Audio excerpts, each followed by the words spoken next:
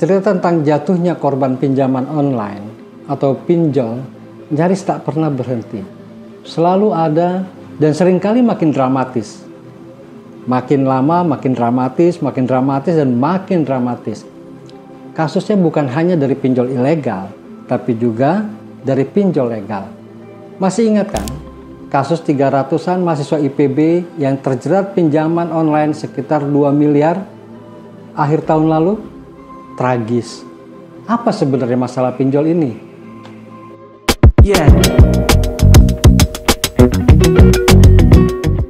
Kita tidak membicarakan pinjol ilegal. Itu pasti terlarang.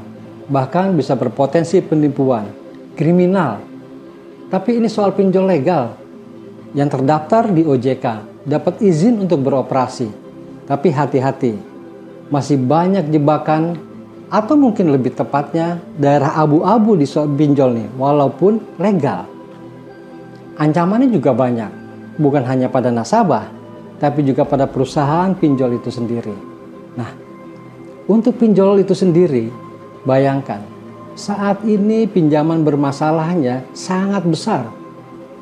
Per Oktober 2022, nilainya sudah mencapai 4, triliun rupiah atau 10,7% dari total pinjaman yang disalurkan atau outstanding pinjaman. Nah, yang macet saja nih, yang macet, jumlahnya itu sudah sampai 1,2 triliun. Bayangkan, belum lagi yang bermasalah. Yang bermasalah itu 3,3 triliun. Lalu bagaimana dengan nasabah? Nah, ini penting karena nasabah kita semua dan bisa jadi termasuk saya kelak. Yang pertama adalah hantu suku bunga.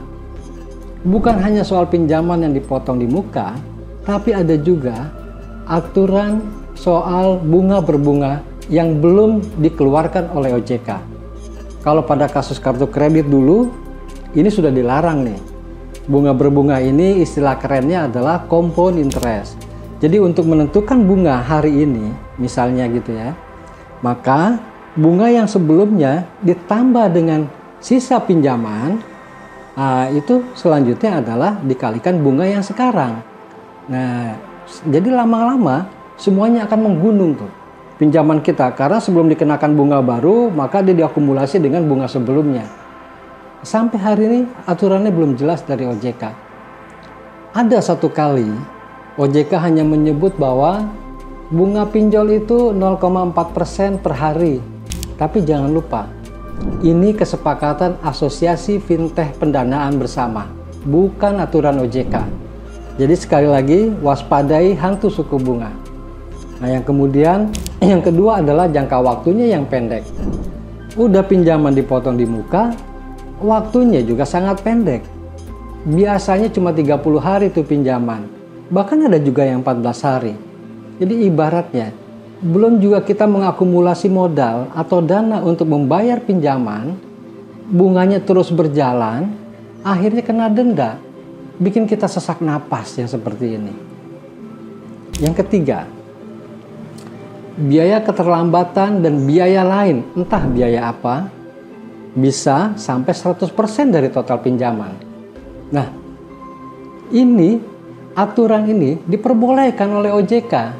Jadi artinya para pengelola pinjol itu boleh mengenakan biaya keterlambatan maupun biaya lain itu hingga 100% dari pinjaman.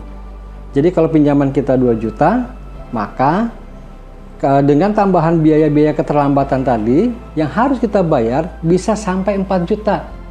Nah, ini ada nih di dalam website OJK. Bisa dilihat. Jadi artinya apa? OJK membolehkan. Nah, yang keempat, kita harus berhadapan dengan debt collector. Sudah siap? Jangan lupa, debt collector selalu mengintai. Sedikit saja telat bayar, bisa-bisa rumah didatangi para penagih hutang dengan wajah yang tegang dan dibuat berwibawa atau sangar. Bukan apa-apa, data pribadi kita kan sudah disedot perusahaan pinjol, dan itu kita dengan sukarela memberikan. Hati-hati dengan pinjol ini. Ingat, 4 bencana yang bisa menimpa kita. Eling lan waspada.